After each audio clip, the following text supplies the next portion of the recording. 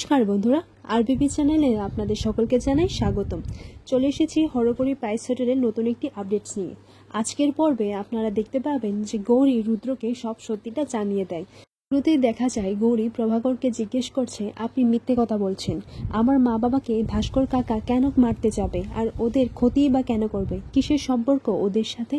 আর আপনি যদি আমার মা বাবার বিষয়ে এতটাই জানেন তাহলে বলুন না আমার মা বাবাকে, আমার অতীত কি। তখন প্রভাকর বলে, সেটাই তো আপনার জানতে হবে, আর তার জন্যই প্রভাকর ঘোষকে জিজ্ঞেস করে আমরা সব সত্যিটা জেনে নিতাম।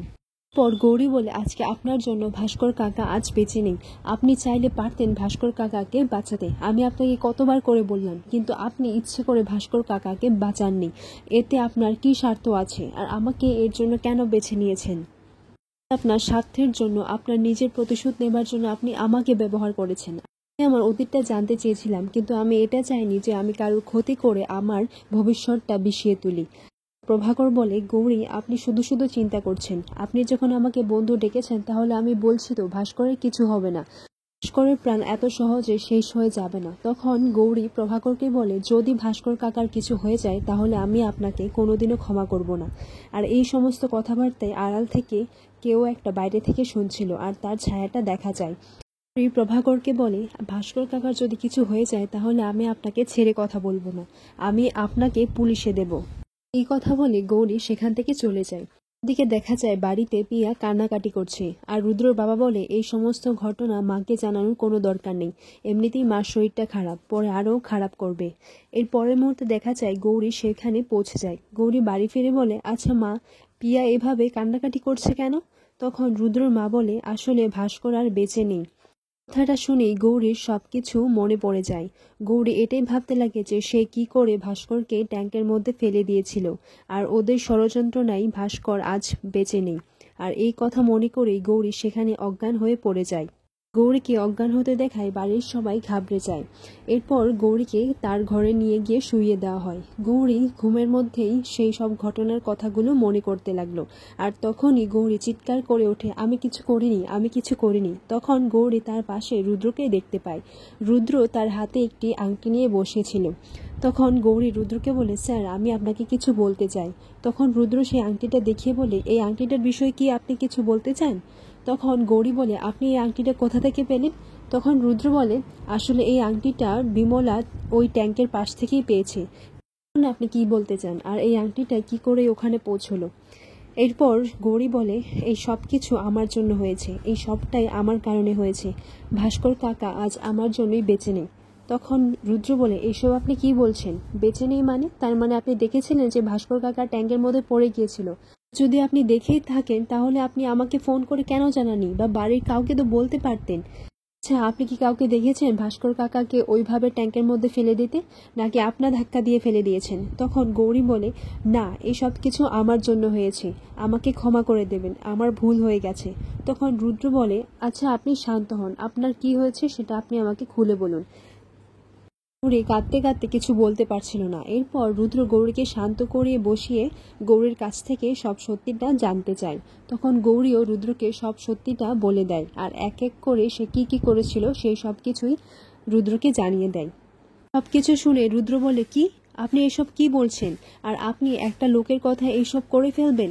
গৌরী, আপনি এত সরল মনের মানুষ কেন বলুন তো? আপনার তো বেসিক একটু সেন্স থাকা দরকার। ওই লোকটা বললো আর মুখের কথায় আপনি ওটা করে ফেললেন।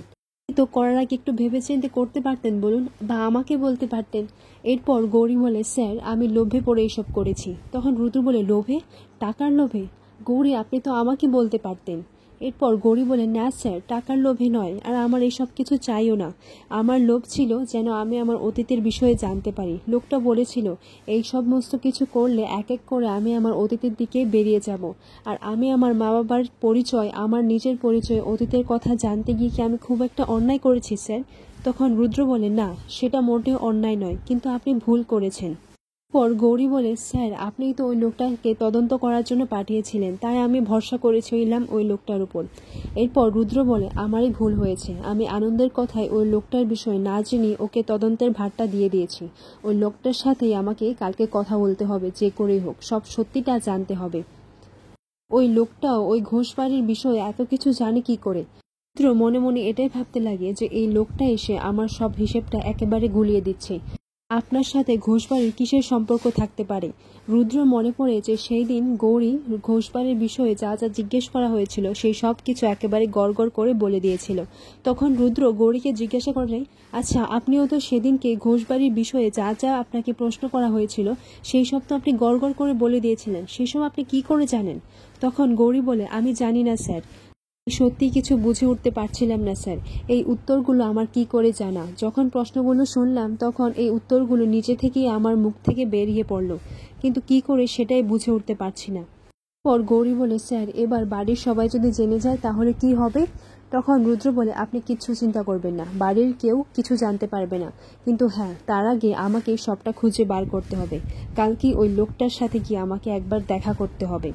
এরপর গৌরীকে সান্ত্বনা করিয়ে রুদ্র বলে, আপনি এখন চিন্তা করবেন না, অনেক রাত হয়েছে, আপনি এখন শুয়ে পড়ুন, যা করার কাল সকালেই করতে হবে। এরপর গৌরী শুয়ে পড়ে, কিন্তু মাঝরাতে দেখা যায় যে গৌরীর খুব তেষ্টা পায়। তখন ঘরেও জল ছিল না। গৌরী জল খাওয়ার জন্য বাইরে যায়, আর রান্নাঘরে যখনই যায় তখন ভাস্করের সাথে যে যে ঘটনাগুলো হয়েছিল গৌরীর সাথে ঠিক তাই তাই হচ্ছিল। যেমন এই লাইট নিভে যাওয়া, লাইটগুলো একবার নিভছে আর জ্বলছে, নিভছে আর জ্বলছে, আর এভাবেই ভাস্কর গৌরীর জন্য একটা ভয়ের মাহল তৈরি করে। তখনই দেখা যায় যে ভাস্কর পুরো ভিজে শরীরে সেইখানে চলে আসে। গৌরী দেখে বলে, আপনি কে? এরপর ভাস্কর তখন গৌরীর সামনে চলে আসে। গৌরী ভাস্করকে দেখে খুব ভয় পেয়ে যায়। গৌরী বলে, না এটা হতে পারে না। তখন ভাস্কর ভুতুড়ে গলায় বলে, গৌরী তুই আমাকে মারতে চেয়েছিলিস জলে ডুবিয়ে, দেখ আমি মরিনি। এই ভাস্কর ঘোষকে মারা এতটা সহজ নয়, আমি ফিরে এসেছি। আর এই ভয়েই গৌরী বলতে লাগে যে এটা হতে পারে না, আর জোরে চিৎকার করে ওঠে। গৌরীর চিৎকার শুনে রুদ্র ঘুম থেকে উঠে পড়ে এবং রুদ্র বলে, এটা গৌরীর আওয়াজ না? গৌরী তো ঘরে নেই, তাহলে গৌরী কোথায় গেছে? ভয় পাওয়ানোর পর ভাস্কর বলে, আমি ফিরে এসেছি, আমি মরিনি, আর আমি সবটা জেনে গেছি। গৌরী তোর খেলা শেষ, এবার দেখ আমি তোর কি অবস্থা করি। তোর খেলা শেষ গৌরী, তোর খেলা শেষ। অন্যদিকে রুদ্র গৌরীর জন্য চিন্তা করতে থাকে। তখন রুদ্র বলে, না একবার নিচে গিয়ে দেখি।